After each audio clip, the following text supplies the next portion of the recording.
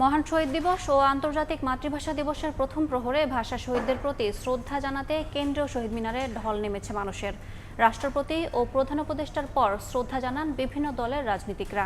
BNP, গণসংহতি আন্দোলন, বিপ্লবী workers party সহ বিভিন্ন রাজনৈতিক দলের ব্যানারে শ্রদ্ধা জানান তারা। শ্রদ্ধা জানান জুলাই অভ্যুত্থানে নেতৃত্ব দেওয়া সংগঠন বৈষম্য বিরোধী ছাত্র আন্দোলন ও জাতীয় নাগরিক কমিটির নেতারাও। এ সময় তারা বলেন, ফ্যাসিবাদ মুক্ত বাংলাদেশে তারুণ্যের হাত ধরে রাজনীতির এক নতুন ভাষা নির্মাণ হয়েছে। এ সময় তরুণদের নেতৃত্বে নতুন বাংলাদেশ গড়ার শপথ নেন সার্জিস আলম। বাংলাকে যেভাবে রাষ্ট্রীয় ভাবে পৃষ্ঠপোষকতা করার দরকার ছিল, এখনো পর্যন্ত বাংলাদেশ সরকার সেটি করতে সমর্থ হয়নি। বাংলাকে রাষ্ট্রীয় মর্যাদা শুধুমাত্র দিলে হবে না, এবং মানুষের জীবন চর্চার ক্ষেত্রে, আমাদের রাষ্ট্রীয় চর্চার ক্ষেত্রে বাংলাকে মর্যাদা দিতে হবে। ফ্যাসিবাদ মুক্ত বাংলাদেশে 21শে ফেব্রুয়ারি ভাষার মাস।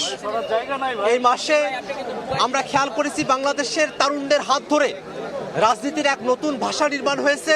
47 থেকে 52, 71 থেকে 24 একই সূত্রে গাথা এই বাংলাদেশে 24-এর অভ্যুত্থানের স্পিরিটকে ধারণ করে 52-71 দ্বারা উজ্জীবিত হয়ে আগামীর বাংলাদেশ তরুণ প্রজন্মের নেতৃত্বে ছাত্র জনতা ঐক্যবদ্ধভাবে গড়বে। আমরা দীর্ঘদিন পর, দীর্ঘ বছর পর ছাত্রদল সুশৃঙ্খলভাবে সবাইকে নিয়ে আসতে পেরেছি, এবং অপর ছাত্র সংগঠন যারা রয়েছে তারাও সুন্দরভাবে আমাদের শহীদদের প্রতি, ভাষা শহীদদের প্রতি তাদের শ্রদ্ধা জানাতে পারছে।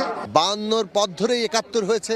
71-এর যে আকাঙ্ক্ষা, সেই আকাঙ্ক্ষা ধরেই আমরা 90 কিংবা আজকে 2024-এর এই রক্তস্নাত অভ্যুত্থান তৈরি হয়েছে। আমরা আমাদের উত্তরাধিকার পুরোপুরি ধরে রাখতে পারিনি, যে কারণের জন্য মুক্তিযুদ্ধ যে অসম্পূর্ণ আমাদের কাজ ছিল, এবার 2024-এর আমাদের ছাত্র শ্রমিক জনতার গণঅভ্যুত্থানের মধ্য দিয়ে এটা নতুন তাৎপর্য, নতুন ডাক নিয়ে হাজির হয়েছে। 52 আমাদেরকে শিখিয়েছিল কিভাবে বিজয় অর্জন করতে হয়।